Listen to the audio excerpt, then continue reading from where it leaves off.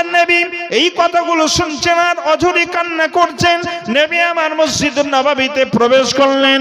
মসজিদে নববীতে প্রবেশ করার পর বিশ্বনবীর সাহাবীদের মধ্য থেকে একজনকে এলান করার জন্য আগে পাঠিয়ে দেওয়া হয়েছিল, যাও যাও মদিনাতে গিয়ে খবরটা পৌঁছে দাও যে সাহাবীরা তারা যুদ্ধের ময়দান ছেড়ে বাড়ি ফিরছে, এই খবরটা পৌঁছে দাও। যাদের স্ত্রী রয়েছে বাড়িতে, স্বামী চলে এসেছে জিহাদের ময়দানে, তাদের স্ত্রীরা পরিপাটি হয়ে সুন্দর করে সেজে গুজে বসে থাকবে স্বামীকে খুশি করার জন্য। যাদের ছোট্ট ছোট্ট বাচ্চা রেখে এসেছে, ওই বাচ্চাগুলো সুন্দর করে তাদেরকে পরিপাটি করে সাজিয়ে দেবে বাপের কোলে চাপে দেওয়ার জন্য, বাপের আদর নেওয়ার জন্য। এই খবরটা আল্লাহ রাসূলের একজন সাহাবী যখন পৌঁছে দিলেন, সঙ্গে সঙ্গে সবাই প্রস্তুত হয়ে গেল। আল্লাহ নবী সাহাবীদের নিয়ে মসজিদুন নববীতে আল্লাহ নবী প্রবেশ করেছেন। এমন সময় বিশ্ব নবীর সাহাবীদের মধ্য থেকে যে সাহাবীরা ওই যুদ্ধের ময়দানে গিয়েছিলেন ছোট্ট বাচ্চা রেখে, ওই বাচ্চাগুলো তারা গুটি পায়ে মসজিদুন নববীর সামনে এসে হাজির। যাদের বাপ ছিল ওই বাপগুলোর সামনে এসে তারা হাজির হয়ে গেল। আব্দুল্লাহ তার বাপকে ডেকে বলল, আব্বা আমি আপনার সন্তান চলে এসেছি। আব্দুর রহমান ডাক দিয়ে তার বাপের কোলে চেপে গেল। আব্দুল্লাহ তার বাপের কোলে চেপে গেল। ওয়ালিদ তার বাপের কোলে চেপে গেল। খালিদ তার বাপের কোলে চেপে গেল। আপন আপন বাচ্চা যারা ওই জিহাদের ময়দান থেকে গাজী হয়ে ফিরে এসেছে, ওই সাহাবীরা সবাই আপন আপন বাচ্চাকে কোলে নিল। যাদের বাচ্চা ছিল তাদের বাচ্চাকে কোলে নিল, আদর করতে করতে বাড়ি চলে গেল। কিন্তু ওই জায়গাতে কিছু অবশিষ্ট সন্তান থেকে গেল। ওই বাচ্চাগুলো তারা অঝরে কান্না করছে। রাসূলের সামনে দাঁড়িয়ে মুখামুখি দাঁড়িয়ে কান্না করছেন। আল্লাহ রাসূল এই সাহাবীদের এই বাচ্চাগুলোর সামনে এসে কি জবাব দেবেন, রাসূল তিনি মনে মনে স্থির করছেন বাচ্চাদেরকে কি বলবো। এদের তো বাপ নেই।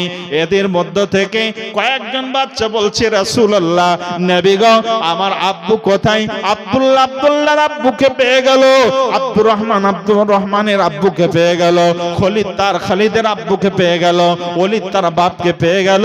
সবাই আপন আপন বাপের কোলে চেপে বাড়িতে চলে গেল। নবী গো আমার বাপ কোথায়? আমি কি আমার বাপের কোলে চাপতে পারবো না?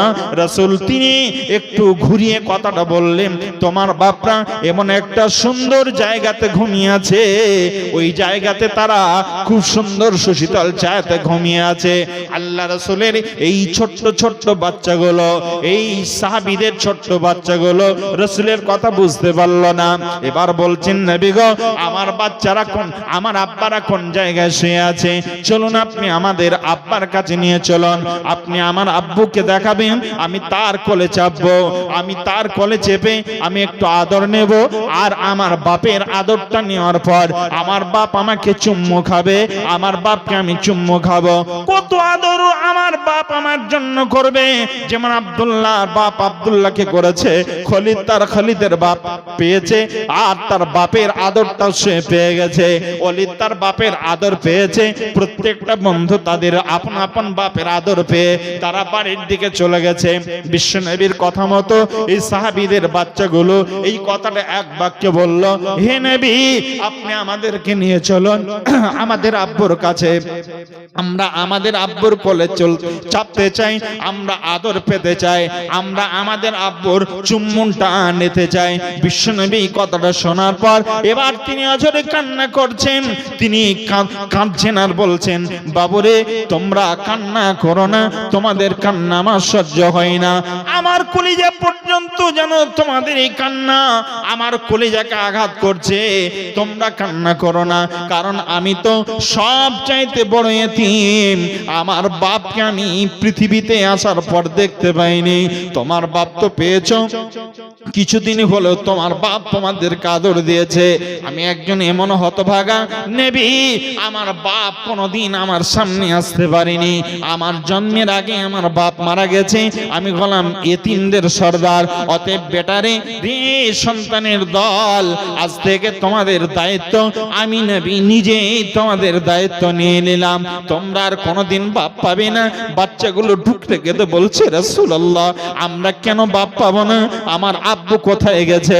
বিশ্বনবীর সাহাবীদের কথা এবার এক এক করে বলছেন, তোমার আব্বার নাম কি? বলছে আমার আব্বার নাম হলো অমুক। বলছে তোমার আব্বা ওই জিহাদের ময়দানে শহীদ হয়ে গেছে, তাকে ওই জায়গাতে দাফন করে রেখে আসা হয়েছে। তোমার আব্বার নাম কি? বলছে আমার আব্বার নাম হলো অমুক। আর তোমার আব্বাকে ওই জায়গাতে রেখে আসা হয়েছে। এখানে যতগুলো বাচ্চা তোমরা দাঁড়িয়ে আছো, তোমরা আজ থেকে এতিম হয়ে গেলে আর কোনোদিন তোমরা তোমাদের বাপকে পাবে না, বাপের আদর তোমরা কোনোদিন পাবে না। আল্লাহ রাসূলের এই সাহাবীগুলো ইত্যাদির এই বাচ্চাগুলো আল্লাহ রাসূলের সামনে এমন ভাবে কান্না রোল করলো, এমন ভাবে তারা কান্না করতে শুরু করলো। বিশ্বনবী ওই দিনে এমন কান্না করেছিলেন, তাদের কান্না দেখে তাদের চোখ মোছাতে মোছাতে আপন আপন বাড়িতে নিয়ে গেলেন আর বললেন, তোমার বাচ্চাকে তুমি নিয়ে নাও। তাদের মায়ের কাছে গিয়ে বলছেন, তোমার বাচ্চাকে তুমি নিয়ে নাও। তোমার বাচ্চা কান্না করছে তার বাপের জন্য, কিন্তু সে তো কোনোদিন তার বাপকে পাবে না। স্ত্রীর সামনে রাসূল দাঁড়িয়ে বলছেন, তোমার স্বামী মারা গেছে, তোমার স্বামী আর কোনোদিন ফিরবে না। তোমার বাচ্চা এতিম হয়ে গেল, তুমি বিধবা হয়ে গেলে, কোনোদিন তোমার বাচ্চা কোনোদিন তোমার বাচ্চা সে তার বাপকে পাবে না, তার বাপ তার বাচ্চাকে কোনোদিন পাবে না। দুনিয়ার এই জগতে কোনোদিন কারোর সঙ্গে কারোর দেখা হবে না, তবে দেখা হওয়ার একটাই জায়গা আছে, তার নাম হলো কিয়ামত। কিয়ামতের দিন ছাড়া দেখা হওয়া আর সম্ভব নয়। আল্লাহ রাসূলের এই কথা শোনার পর তাদের ওই বাচ্চাগুলোর মা সহ বাচ্চারা ডুকরে ডুকরে কেঁদেছে। বন্ধু আমার, সাহাবীরা নিজের জীবন দিয়ে তারা চেয়েছিলেন আখিরাতকে আমরা সাকসেস করতে চাই, আখিরাতের জগৎটা সফলতা অর্জন করতে চাই। যেহেতু আল্লাহ রাব্বুল আলামিন বলেছেন, রব্বানা আতিনা ফিদ দুনিয়া হাসানা ওয়া ফিল আখিরাতি হাসানাতাও ওয়া কিনা আযাবান নার। তারা নিজের জীবন দিয়ে আখিরাতকে সফল করতে চেয়েছে। দুনিয়ার জগৎটা তাদের সফল হয়ে গেছে, আখিরাতের জগৎটা তারা সফল করতে চেয়েছে। সাহাবীরা নিজের জীবন দিয়ে আখিরাতকে সফল করেছেন। তারা জানতেন যে আখিরাত হলো আসল, এটা হলো অনন্তকালের একটা জায়গা। এই জায়গায় যারা সুখ পেয়ে যাবে, শান্তি পেয়ে যাবে, তারাই আসল ঠিকানা সুখের পেয়ে যাবে। আর দুনিয়া হলো নিচের দুনিয়া, এই দুনিয়া হলো এমন একটা জায়গা, এটা হলো ধোকার জায়গা। এখানে ক্ষণস্থায়ী কিছু দিনের জন্য সুখ পাওয়া যায়, তবে আল্লাহ তাআলা এই ক্ষণস্থায়ী কিছু সুখের জন্য তিনি ব্যবস্থা করে দিয়েছেন। বান্দারে, তোমরা আমার কাছে তোমরা বারবার এই কথা বলো, রব্বানা আতিনা ফিদ দুনিয়া হাসানা ওয়া ফিল আখিরাতি হাসানাতাও ওয়া কিনা আযাবান নার। উভয় দিককে আমাদেরকে খেয়াল রেখে দুনিয়া করতে হবে। আল্লাহ তাআলা উভয় দিককে আমাদেরকে সফলতার মানদণ্ডে নিয়ে আসার জন্যই শিক্ষা দিয়েছেন। আমি আপনাদের কাছে যে কথা বলছিলাম, ভাইজান, সাহাবীরা বুঝেছিলেন যে কিভাবে সফলতা অর্জন করতে হবে। সাহাবীরা বুঝেছিলেন বলেই তারা নিজের জীবন দিয়েছিলেন। স্ত্রীর মুখটা তাদের বারবার মনে পড়েছে যখন তারা জিহাদের ময়দানে জিহাদ করেছে। তাদের ছোট্ট ছোট্ট বাচ্চাগুলো এতিম হয়ে যাবে, এটা বারবার মনে পড়েছে। তারপরেও তারা পিছিয়ে আসেনি। আল্লাহ রাব্বুল আলামিনকে খুশি করার জন্য, আল্লাহকে রাজি করার জন্য তারা এগিয়ে গেছে, তারা সাকসেস হয়েছে। আমি আপনাদের কাছে এবার যে কথাটা বলতে চাচ্ছি, আখিরাতের জীবনে যদি কেউ সুখ পেয়ে যায়, শান্তি পেয়ে যায়, আখিরাতের জগতে কেউ যদি সাকসেস হতে পারে, তাহলে আসল সফল ওই ব্যক্তিই হবে। কথা ঠিক না ভুল? জি, আপনারা ঘুমিয়ে গেছেন না বেঁচে আছেন গো? বেঁচে আছেন? জি, আছেন এখনো জেগে। এখানকার যুবকরা কি ভালো, আল্লাহ! যত জায়গায় জালসা করলাম, কোথাও যুবক পাওয়া যায় না। এখানকার যুবকগুলো সুন্দর করে বসে বসে শুনছে। আমি সব জায়গায় আফসোস করে কথা বলি, জি, এ কথা আফসোস করে বলি, এখনকার যুবকরা মাহফিলে বসে না, এখনকার যুবকরা জলসাতে বসে না, মোবাইলে গেম তারা খেলে, মোবাইলে গেম তারা খেলে। একালের যুবকরা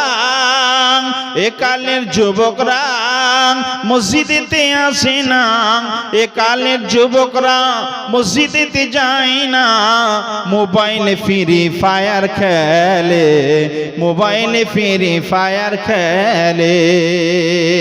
এখনকার মেয়েরা কোরআন হাদিস পড়ে না, এখনকার মেয়েরা কোরআন হাদিস পড়ে না, মোবাইলে ভিডিও তারা দেখে। আগের সময় প্রেম করিলে বলতো লোকে পাইছো কি, আগের সময় প্রেম করিলে বলতো লোকে পাইছো কি, এখন আবার শখ করিয়া বলে বাবু খাইছো কি। লজ্জা শরম নাই আইলাম কোন জামানায়, লজ্জা শরম নাই আইলাম কোন জামানায়, ভবিষ্যৎ দেখি অন্ধকার, ভবিষ্যৎ দেখি অন্ধকার। গত কয়েকদিন আগে একটা মাস্টারের সাথে দেখা, আমাদের ওখানে দুটো হাই স্কুল আছে, দুটো এইচএস। তা একটা মাস্টারের সাথে খুব আগে থেকে খুব পরিচয়, খুব ভালোবাসেন আমাকে, আমি খুব শ্রদ্ধা করি। তো দেখা হলো, বলছে মুক্তার বলবো কি এখনকার ছেলেরা এত বেয়াদব। কেন স্যার কি হলো? বলছি তোর লেখাপড়াটা খুব ভালো, ব্রেন ভালো, ভবিষ্যৎ আছে, তুই একটু ভালো করে লেখাপড়া কর, যদি লেখাপড়া করিস ভবিষ্যৎ উজ্জ্বল হবে। তখন ছেলেটা জিজ্ঞাসা করছে যদি না করি, যদি না করি, তখন আমি বললাম তাহলে তোর ভবিষ্যৎ অন্ধকার। অসুবিধা কি? স্যারকে বলছে অসুবিধা কি, লাইট জ্বালাবো। বলছে লাইট জ্বালাবো, অসুবিধা কি? এখনকার ছেলেরা খুব বেয়াদব। আমাকে এটা বোঝাবার জন্য মাস্টার বলছেন আক্ষেপ করে, খুব বেয়াদব। চোখের সামনে একটা মেয়ের সঙ্গে গল্প করছে, বলছে মাস্টার কেমন লাগছে? মাস্টারকে বলছে মাস্টার কেমন লাগছে? লজ্জায় যেতে পারি না, যখন দেখি এমন করে তখন ওই রাস্তা ছেড়ে অন্য রাস্তা ধরি, ওই সিঁড়ে দিয়ে যাই না, অন্য রাস্তা দিয়ে যাই। আবার যদি তাই ওটা দেখার পর মোবাইলে ফোন আসেনি, ফোনটা নিয়ে অন্যদিকে মুখ করে চলে যাই কথা বলার ভঙ্গিমায়, যাতে সে বুঝতে এটা পারে যে মাস্টার ব্যস্ত আছে, দেখতে পাইনি, কিন্তু আগে সব দেখে নিয়েছে মাল। জি, তো অবস্থায় চলছে পোকার বাহার। চলেন আরেকটা আয়াত আপনাদের শোনাই, একটা হাদিস শোনাই। বিসমিল্লাহির রহমানির রহিম। ওয়া ইম মিনকুম ইল্লা ওয়ারিদুহা, ওয়া ইম মিনকুম ইল্লা ওয়ারিদুহা কানা আলা রাব্বিকা হাতমান মাকদিয়া। নবীজি এই হাদিসের, এই আয়াতের পরিপ্রেক্ষিতে একটা হাদিস বর্ণনা করেছেন নবীজি। হাদিসটা কি? নবীজি বলছেন ওয়া ইনদা সিরাতি ইযা উদিয়া বাইনা ফি জাহরি জাহান্নাম। নবীজি বলছেন শোনো, জাহান্নাম এমন একটা জায়গা, জাহান্নাম এমন একটা জায়গা, ওই জাহান্নামের কথা বিশ্বনবী বলছেন। একটা ছেড়ে দেবো, 12:47 একটা হলে পরে ক ঘন্টা হলো? বেশি বলা যাবে না, মানুষকে কষ্ট দেওয়া যাবে না। কষ্ট পাচ্ছেন? কথা বলেন, কষ্ট পাচ্ছেন? পিছনের লোকগুলো খুব কষ্ট পাচ্ছে। একবার তাকবীর দেন, বলি নারায়ে তাকবীর। পিছনের লোকগুলো নারায়ে তাকবীর, সামনের গুলো নয়, পিছনের গুলো। এই যুবকগুলো বাদ, যাদের বিবাহ হয়নি এরা বাদ, যাদের বিবাহ হয়নি এরা বাদ, যাদের বিবাহ হয়েছে এর আওয়াজ দেবে, বলি নারায়ে তাকবীর। বিবাহিতরা না, এবার যাদের বিবাহ হয়নি এরা বলবে নারায়ে তাকবীর। এ দেখেন, এর নাম হলো যুবক। দেখেছেন কত জোর, আল্লাহু আকবার। সবাই মিলে একবার বলি নারায়ে তাকবীর। এবার যারা ঘুমিয়েছিল কি হলো রে, চলো একবার দেখে আসি মসজিদে কি হচ্ছে।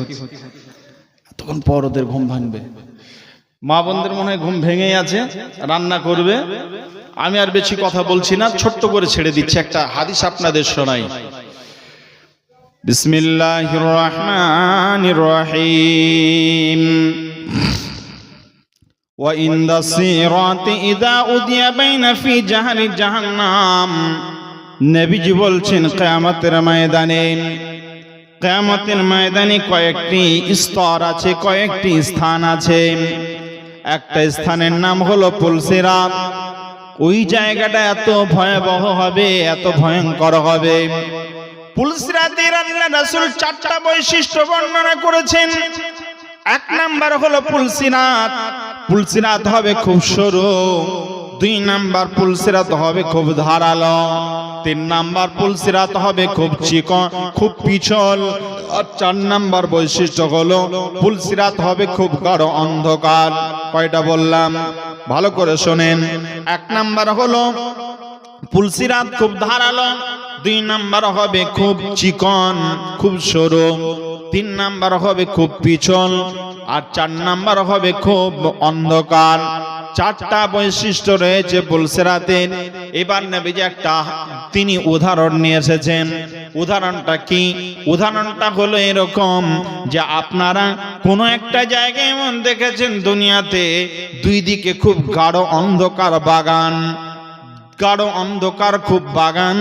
আপন আপন বাগানওয়ালা আপনার উঁচু করে বেড়া দিয়েছে। কিসের না? আপনার কাঁটা যুক্ত গাছ দিয়ে বেড়া দিয়েছে। দুই দিকে বেড়া দেওয়া আছে, আর পাশাপাশি দুই দিক বেড়া দেওয়া আছে, আর জায়গাটা খুব অন্ধকার জায়গা। একটা গাছের সঙ্গে আর একটা গাছের আপনার ডালের এমন ভাবে সামঞ্জস্য, আপনার একটার উপরে আর একটা লেগে গেছে। ওই জায়গাটা আমাবস্যা রাতে সরু রাস্তা, বর্ষার সময় জায়গায় জায়গায় ভাঙা আছে। একটা মানুষকে যদি বলা হয় এই রাস্তা আপনাকে পার হয়ে ওপারে যেতে হবে, ওই মানুষটা যেতে চাইলেও আপনার একবার ডানে গিয়ে বেড়াতে কাঁটাতে আটকে যাবে, আবার একবার বামে যাবে গিয়ে আটকে যাবে। লোকটা সিধা যেতে চাইলেও পারবে না, কারণ রাস্তা তো আপনার ভালো নয়। রাস্তাটা আছে কেমন? ওই রাস্তাটা আছে অন্ধকার, দুই দিকে আপনার কাঁটা যুক্ত গাছ, আর আপনার ওটা আছে ভাঙা পিছল রাস্তা। ওটা যেতে চাইলেও সহজে যেতে পারবে না। বিশ্বনবী বলছেন, শোনো, ওয়াইন্দাস সিরাতি ইযা উদিয়া বাইনা ফি জাহারি জাহান্নাম। আমি আজকে এখানে রয়েছি, নেমেছি ধুলিয়ানের মাটিতে। যদি আপনার মালদা যেতে চাই তাহলে আমাকে ফারাক্কা ব্রিজ অতিক্রম করে যেতে হবে। আর ফারাক্কা ব্রিজ অতিক্রম যদি না করি তাহলে আমাকে এই ঘাট পার হয়ে ওপারে যেতে হবে। আর ওপার থেকে তখন আপনার গাড়ি রাস্তা ধরে আমাকে যেতে হবে। যে মূল্যে হোক না কেন আপনাকে এই ঘাট পার হতেই হবে, ব্রিজ পার হতেই হবে। ব্রিজ যদি পার না হয় তাহলে আমি মালদাতে পৌঁছাতে পারবো না। ধুলিয়ানের মানুষ আপনার মালদাতে যেতে পারবে না। আপনার মালদায় যেতে হলে পারে মালদার মানুষ কি যদি আপনার নেপালে আসতে হয় তাহলে ওই ফারাক্কা ব্রিজ পার হয়ে আসতে হবে। আল্লাহ রাব্বুল আলামিন একটা আখিরাতের জগতে একটা ব্রিজ রেখেছেন। ওই ব্রিজটার নাম হলো ওই ব্রিজটার নাম হলো পুলসিরাত। আল্লাহ রাসূল বলছেন ওই পুলসিরাত পার না হওয়া পর্যন্ত একটা মানুষ আপনার মালদা থেকে যেমন ধুলিয়ানে আসতে পারবে না, আর ধুলিয়ানের মানুষ যেমন আপনার মালদাতে যেতে পারবে না, অনুরূপ ভাবে একটা মানুষ আপনার ওই পুলসিরাত পার না হওয়া পর্যন্ত জান্নাতে প্রবেশ করতে পারবে না। একটা মানুষের ক্ষমতাও হবে না জান্নাতে প্রবেশ করা। অতএব আল্লাহ রাব্বুল আলামিনের নবী বলছেন, ওয়া ইনদাস সিরাতি ইযা উদিয়া বাইনা ফি জাহারি জাহান্নাম। ওই পুলসিরাতটা রাখা হয়েছে জাহান্নামের উপরে। ওই ব্রিজটা আপনার তৈরি করা হয়েছে জাহান্নামের উপর দিয়ে, যেমন আপনার ফারাক্কা ব্রিজ তৈরি হয়েছে ফারাক্কা নদীর উপরে। আল্লাহ রাব্বুল আলামিন বলছেন, ওয়া ইনদাস সিরাতি ইযা উদিয়া বাইনা ফি জাহারি জাহান্নাম। জাহান্নামের উপরে যে ব্রিজটা তৈরি করা হয়েছে এরই নাম হলো পুলসিরাত। ওই পুলসিরাতটার চারটা বৈশিষ্ট্য আপনাদের শুনিয়ে দিলাম। এটা হবে খুব সরু, দুই নাম্বার খুব আপনার ধারালো, তিন নাম্বার হবে খুব পিছল, চার নাম্বার হবে ওটা হবে খুব গাঢ় অন্ধকার। ওই চারটা বৈশিষ্ট্য আপনার পুলসিরাতে রয়েছে। ওই পুলসিরাতের জন্য বিশ্বনবী আমার পুলসিরাত সম্পর্কে এক একদিন বক্তব্য দিলেন। বক্তব্যটা এমন ছিল, আল্লাহ রাব্বুল আলামিনের নবীর উপরে কোরআনের একটা আয়াত নাযিল হলো। ওই আয়াতটা কি? আল্লাহ রাব্বুল আলামিন একটা আয়াত দিলেন, সূরা মারিয়ামের 71 নম্বর আয়াতটা যেদিন নাযিল হলো, বিশ্বনবী আমার সাহাবীদের মাঝে বক্তব্য শোনালেন। এই সংক্রান্তে কিছু কথা তিনি বললেন, কিছু তথ্য দিলেন। এরপরে সাহাবীরা আপন আপন বাড়ি চলে গেলেন। আল্লাহ রাসূল সাহাবীরা বাড়ি যাওয়ার পর আল্লাহ রাসূলের মুখ থেকে বক্তব্য শুনে সাহাবীরা বাড়ির দিকে চলে গেলেন। বাড়িতে যাওয়ার পর একজন সাহাবীর ঘটনা উল্লেখ এসেছে এই হাদিস, এই আয়াতে তিনি একটা ঘটনা নিয়ে এসেছেন। ঘটনাটা কি? ঘটনাটা হলো এমন, একজন সাহাবীর নাম হলো আব্দুল্লাহ বিন রাওয়াহা। আব্দুল্লাহ বিন রাওয়াহা নামক একজন সাহাবী, তিনি নতুন বিবাহ করেছেন। আল্লাহ রাসূলের সাহাবী যখন বাড়িতে গেলেন, বাড়িতে যাওয়ার পর নিজের স্ত্রীর সঙ্গে এবার তিনি কথা বলতে শুরু করলেন। তারা উভয়ে নতুন বিবাহ করেছেন। আব্দুল্লাহ বিন রাওয়াহার স্ত্রী হলেন নতুন বিবাহিতা, আব্দুল্লাহ বিন রাওয়াহা নতুন বিবাহ করেছেন। দুইজন দাম্পত্য জীবন শুরু করেছেন। এমন সময় তারা বাড়িতে যাওয়ার পর তারা দুনিয়াভি গল্পে মতো হয়ে গেলেন। এরপরে কি একটা এমন সময় এলো, এমন একটা সিচুয়েশন এলো, তারা উভয়ই দুইজন মিলে তারা প্রেম জগতে মেতে গেছেন। এমন সময় হঠাৎ করে আব্দুল্লাহ বিন রাওয়াহা বসেছিলেন আর আব্দুল্লাহ বিন রাওয়াহার স্ত্রীও বসেছিলেন। আব্দুল্লাহ বিন রাওয়াহা দাঁড়িয়ে না বসে না থেকে এবার স্ত্রী এই রাঙের উপরে মাথাটা দিয়ে স্ত্রীর মুখের দিকে স্বামীর মুখটা করে স্বামী বসে শুয়ে গেলেন আর স্ত্রীর মুখটা স্বামীর দিকে হলো। দুইজনের সামনাসামনি মুখোমুখি, একজন শুয়ে আছেন আর একজন বসে আছেন। এমন সময় হযরত আব্দুল্লাহ বিন রাওয়াহার স্ত্রী তার মাথার চুলগুলো নাড়াচ্ছেন। তিনি মাথার চুলগুলো সুন্দর করে নাড়িয়ে নড়িয়ে দিচ্ছেন। মাথার চুলগুলো হিলিয়ে দিচ্ছেন। মাথার চুলগুলো নিয়ে তিনি খেলা করছেন আর উভয়ে যেন কথা বলতে আছেন। এমন সময় হঠাৎ করে আব্দুল্লাহ বিন রাওয়াহার চোখের কোনা গড়িয়ে গড়িয়ে পানি ঝরতে শুরু হলো। আব্দুল্লাহ বিন রাওয়াহার কান্না দেখে স্ত্রী তিনিও কান্না করছেন। এবার আব্দুল্লাহ বিন রাওয়াহা জিজ্ঞাসা করছেন, ও স্ত্রী আমার, তুমি কেন কান্না করছো? প্রিয়তমা, তুমি কেন কান্না করছো বলো? আমি তো তোমাকে এমন কোনো কথা বলিনি যার কারণে তুমি কান্না করবে। কান্না পাওয়ার মতো আমি তোমাকে কথা বলিনি, আঘাত দিয়ে কোনো কথা বলিনি, কেন তুমি কান্না করছো? আব্দুল্লাহ বিন রাওয়াহার স্ত্রী বলছে, স্বামী আমার, আপনি আগে বলেন আপনার চোখ দিয়ে কেন পানি প্রবাহিত হচ্ছে, আপনি কেন কান্না করছেন?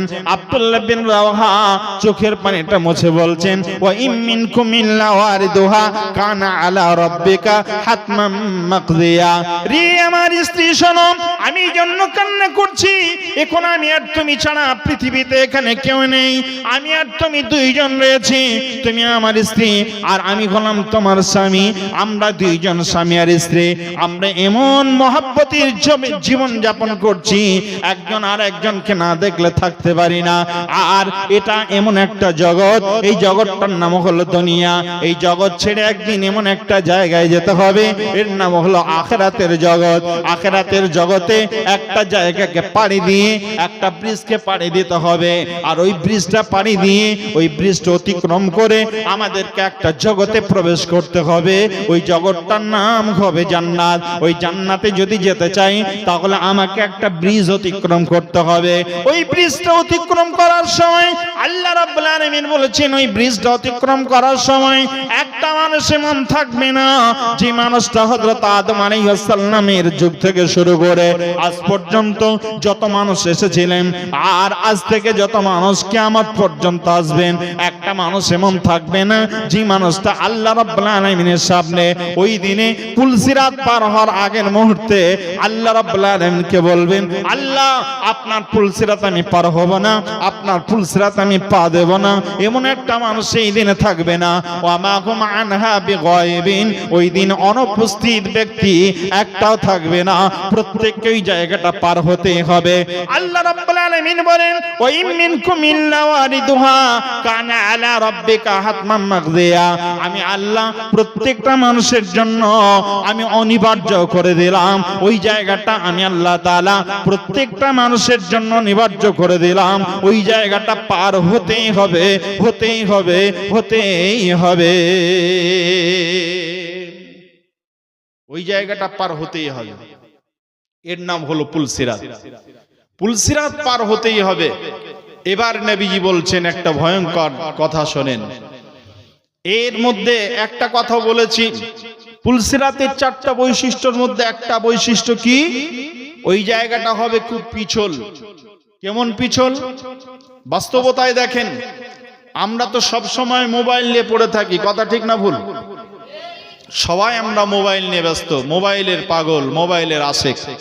রাসূলের আশেক নয়, মোবাইলের আশেক।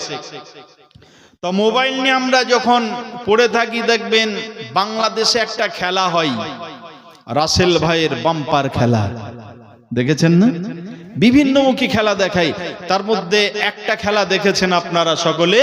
ওই খেলাটা এমন খেলা, দুই দিকে দুটো খুঁটি পোঁতা আছে মজবুত করে, আর একটা খুঁটির সাথে আর একটা খুঁটির সাথে এমন ভাবে একটা কলা গাছকে বেঁধে রেখেছে।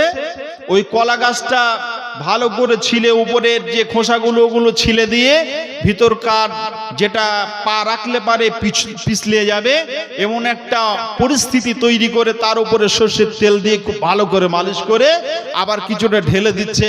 বলছে এপার থেকে ওপারে যে যেতে পারবে সেই হবে আজকের প্রতিযোগিতায় ফার্স্ট। দেখেছেন না? যে পা দেয় দু পা যায়, ধপ করে পড়ে যায়। যে যেতে যায় সে ধপ করে পড়ে যায়। কলা গাছটা সরু না মোটা? মোটা, মোটা কলা গাছ, তারপরে পা দেয় পড়ে যায়। কেন না? জায়গাটা স্লিপ, স্লিপের কারণে যেতে পারছে না। আর আল্লাহ তাআলার নবী বলছেন, আল্লাহ নিজে বলছেন, পুলসিরাত হবে খুব সরু এবং ধারালো পিছল জায়গা, ওখানে পা রাখলে পারে পা সহজে দাঁড়িয়ে থাকবে না। সেই পুলসিরাত পার হওয়ার সময় কত কঠিন অবস্থা হবে, ওই পুলসিরাত পার তারাই হতে পারবে, যেহেতু ওটা খুব গাঢ় অন্ধকার জায়গা, খুব গাঢ় অন্ধকার জায়গা। কেন অন্ধকার? আর নিচে জাহান্নাম, জাহান্নামের আগুনের রং হলো কালো। এজন্য জাহান্নামের উপরে যেহেতু ওটা আছে, এই জন্য ওই জায়গাটাও খুব গাঢ় অন্ধকারে জায়গা। এমনকি সামনে কেউ থাকলেও দেখতে পাবে না, এমন একটা পরিস্থিতি। জাহান্নামের পাশে একজন চিৎকার করবে, আর পাশের মানুষটা চিৎকার শুনতে পাবে কিন্তু ব্যক্তিকে দেখতে পাবে না। এত গাঢ় অন্ধকার জায়গা। ওই গাঢ় অন্ধকার জায়গায় পার হতে গেলে পারে, অন্ধকার জায়গায় যদি কোনো মানুষ যেতে চায় তাহলে কি লাগবে? কি লাগবে? লাইট লাগবে। লাইট ছাড়া অন্ধকার কিন্তু দূর হবে না।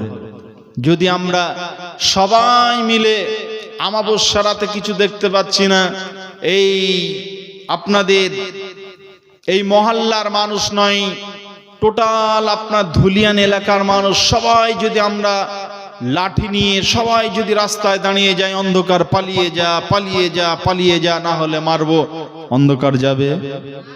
যুবকরা যদি দাঁড়ায় তাহলে পালাবে নাকি? পালাবে না, পালাবে না। অন্ধকার তাড়াতে গেলে পারে একটা সরু একদম বয়স্ক মানুষ যদি একটা টর্চ মেরে দেয়, লাইট জ্বালিয়ে দেয়, যদি লাইটটার গতি থাকে, যেমন গতি থাকবে তেমনি ভাবে সে অন্ধকারকে ফাটিয়ে দেবে, দেখতে পাওয়া যাবে। কথা ঠিক না ভুল?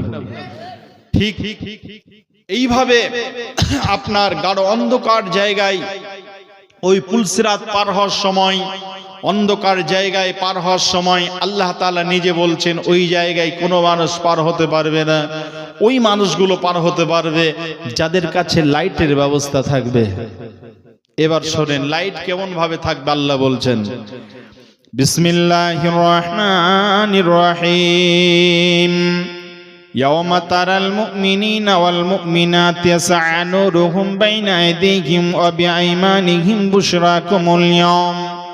আল্লাহ রাব্বুল আলামিন বলেন, যে মানুষগুলো মুমিন হবে, মুমিন পুরুষ আর মুমিনাত নারী যারা হবে, মুমিন পুরুষ নারী যারা হবে, ওই মানুষগুলোই কেবলমাত্র ওই জায়গাতে লাইট পাবে, অন্ধকার জায়গাটায় তারা লাইট পাবে, আলো পাবে, জ্যোতি পাবে। ওই আলো নিয়ে তারা খুব দ্রুত বেগে তারা ওই জায়গা পার হতে পারবে, এছাড়া অন্য কোনো মানুষ পার হতে পারবে না। ওই জায়গাটার নাম হলো পুলসিরাত। পুলসিরাত খুব গাঢ় অন্ধকার। ওই জায়গা পার হতে গেলে প্রত্যেকটা মানুষকে আপনার ওই অন্ধকার জায়গা পার হতে গেলে পারে প্রত্যেকটা মানুষকে লাইটের প্রয়োজন হবে। আপনার রাস্তাতে দেখবেন আপনার গাড়ি যেটা চলে, আপনার বাড়িতে যে মোটরসাইকেলটা আছে তার একটা হেডলাইট আছে, আপনার রোডে যে গাড়িগুলো চলে তার সামনে লাইট জ্বলবে। আল্লাহ রাব্বুল আলামিন বলছেন পুলসিরাত পার হওয়ার সময় আল্লাহ তাআলা হেডলাইট